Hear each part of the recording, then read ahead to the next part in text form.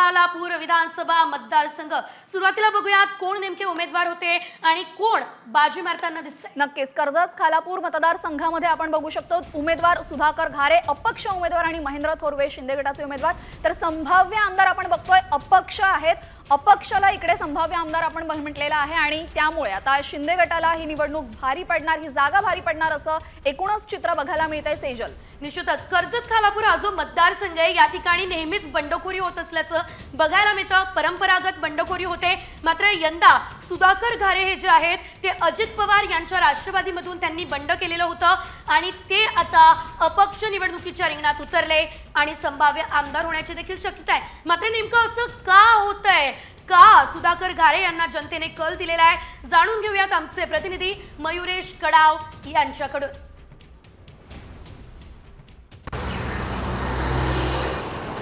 मी आता उभा आहे कर्जत खालापूर विधानसभा मतदारसंघात। अनपेक्षित आणि धक्कादायक निकालांसाठी हा मतदारसंघ ओळखला जातो। या मतदारसंघात शिवसेना शिंदे गटाकडून महेंद्र थोरवे यांना उमेदवारी देण्यात आली होती, तर उद्धव बाळासाहेब ठाकरे गटाकडून नितीन सावंत हे निवडणुकीच्या रिंगणात होते। तर अपक्ष उमेदवार सुधाकर घारे यांच्या एंट्रीमुळे खऱ्या अर्थानं या ठिकाणी एक चुरस निर्माण झाली आणि तिरंगी लढत पाहायला मिळाली।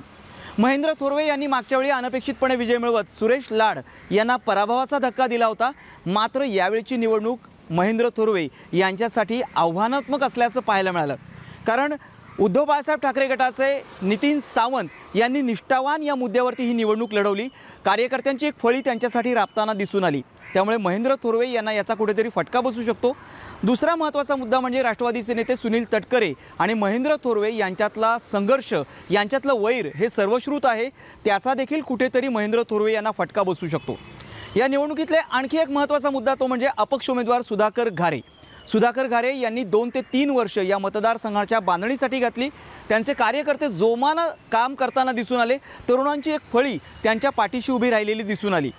एकंदरीतच या मतदारसंघामध्ये 3 तुल्यबळ उमेदवार आपल्याला पाहायला मिळाले, त्यामुळे निश्चित यात कुणाचा विजय होऊ शकतो हे अगदी ठामपणे सांगता येणार नाही। असं असलं तरीसुद्धा सुधाकर घारे यांचा प्रचार, त्यांच्या मागे असलेली कार्यकर्त्यांची फळी हे सगळं पाहता कुठेतरी सुधाकर घारे यांचं पारडं या निवडणुकीत जड असल्याचं चित्र पाहायला मिळतंय।